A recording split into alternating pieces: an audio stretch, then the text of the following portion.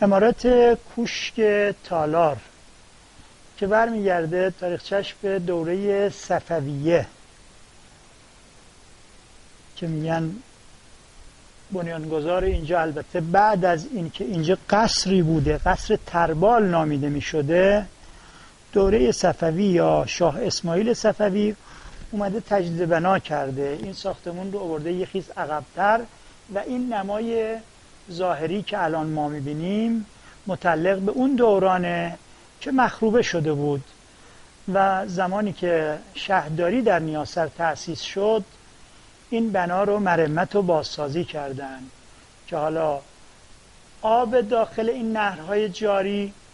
داخل این جوبها و این حوض و با فواره های قدیمی هم که وسیله تنبوشه هایی آب در اینجا جریان داشت گردش میکرده و اون باغ ایرانی و کوشک تالار امروز ما میگیم، قصری که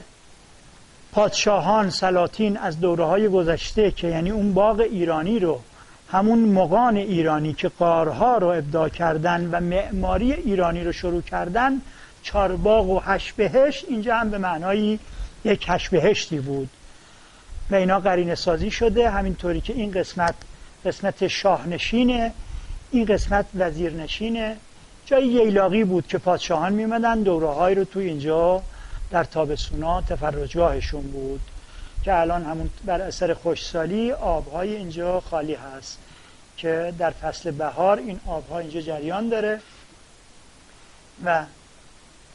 کنار این باغ و همینطور دیدگاهی که از این قسمت ما برونگرا هست، دشت نیاسر رو میبینیم و حتی کوههای اطراف رو،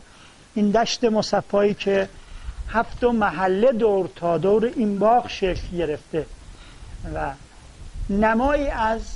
6 محله‌های نیاسر رو ما الان در این دشت وسیع می‌بینیم و مقابلمون هم اون کوه هیم که اون شاخصه‌ای بود که عرض کردیم خورشید چگونه که طلوع می‌کرده توی نوروز و مهرگان و همینطور به صورت نیم دایره حرکت وضعی خورشید زمانهای خاصی که اون 4 فصل رو نشون میداده.